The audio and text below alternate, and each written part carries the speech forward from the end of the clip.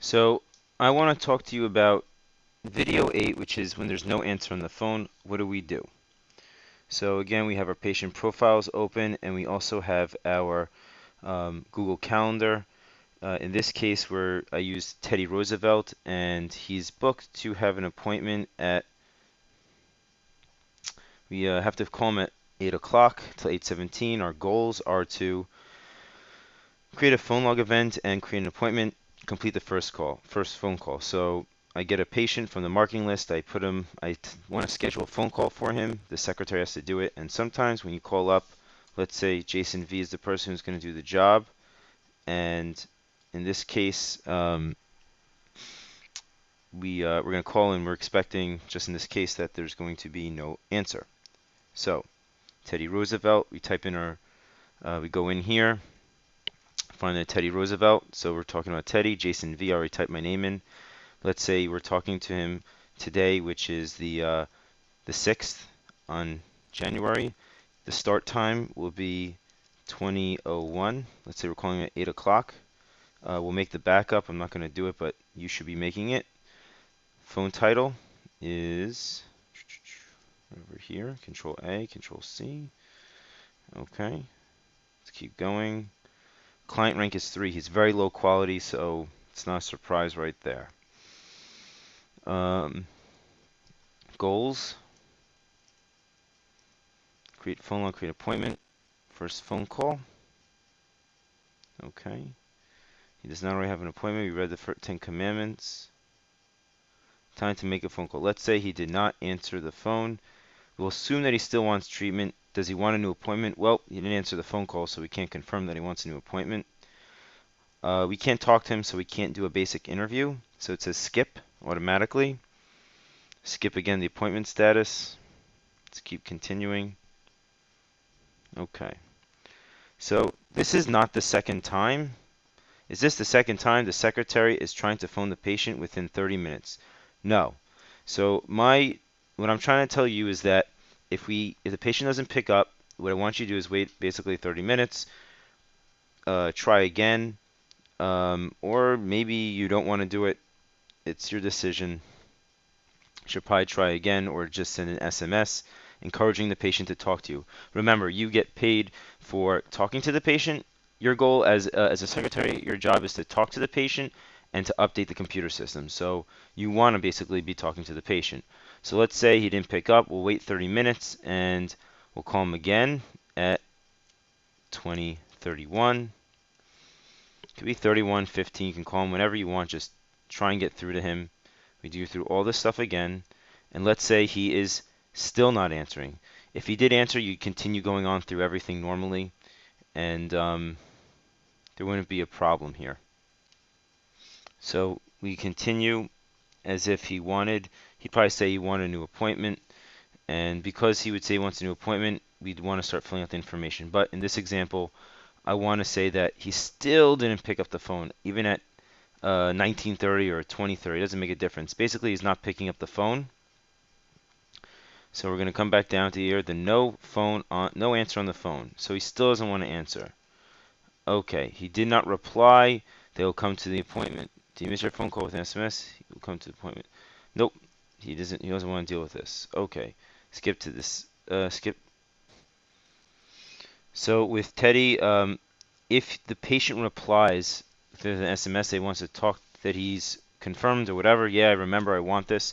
So you still want to kind of get him on the phone because you really don't know what's going on. SMS is really not the best way to see if the patient's actually going to come in.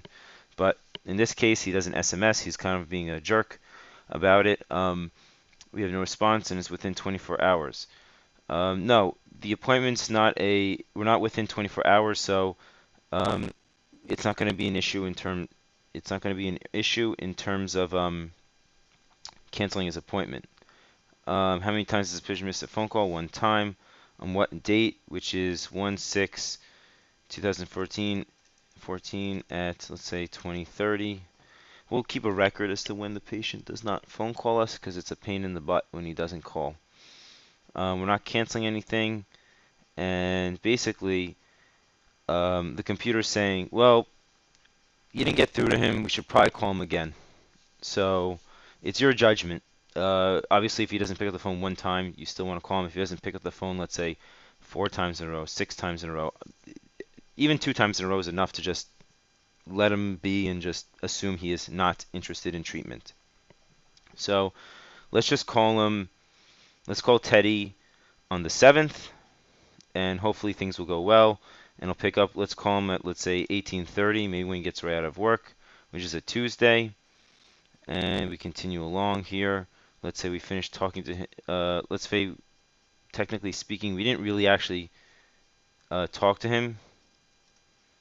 So we don't actually get any credit for that time. Whatever time you finish interacting with him doesn't really count because we didn't interact with him. We never talked to him. So now our job is to just update the computer system. We're going to create a phone log again. Unfortunately, we were very unsuccessful here. There was no answer on the phone. Put a 1 over there. Computer automatically did it for us. The goal of the next person is to update the phone log, create a phone log event, a point book event. We're not canceling. Still want to complete the first phone call. Continue on down. I'm going to hit Control down to move a little faster.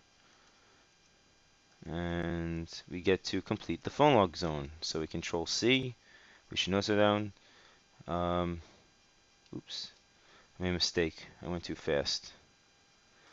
I did go a little too fast by accident. We do want to update the last phone log event zone, because we did actually see that phone log.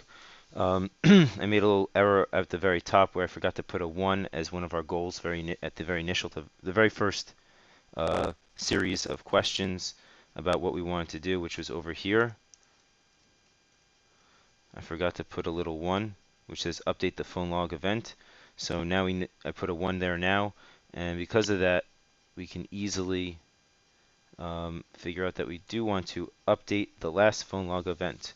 So Control Shift down, Control C. Over here, we're going into our phone log, down, down, enter.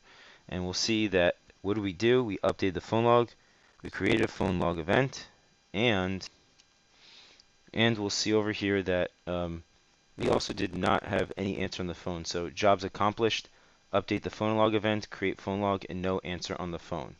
And the next time we're going to try and phone the patient is tomorrow on the 7th around 6:30 to 6:47. Okay, so let's continue along. We have to make a phone log event, which is over here, which you recall. And we can save this. That's done. Hit Q, Control V, enter. Click on the top. This has to be a phone log event. Click to add a description. Copy again, paste, Control C, Control S, enter. Excellent. Okay, so now we know how the patient, we skip this zone, we know what to do if the patient doesn't answer the phone. Let's assume that we finished all this at 20:44, which means we took, so if we went to 20:44, it was 14 minutes. We can make a backup. Control C, by the way, we're going to hit this while we're loading that backup. File, emails attachment, JSON V, JSON Dental. Not sending, but in the meantime, we get the JSON V going over there. This is probably going to be almost done yet. And Control C, here's my timesheet.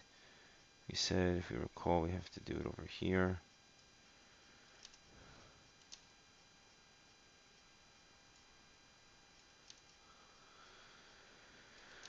File attachment, emails attachment.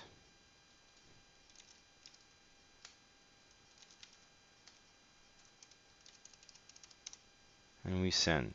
Control V, Control V, Control V, Control V, Control V. Go down, secretary comments, and we're done. Almost done. Boom. Okay. So that's how we deal with a patient who does not answer the phone.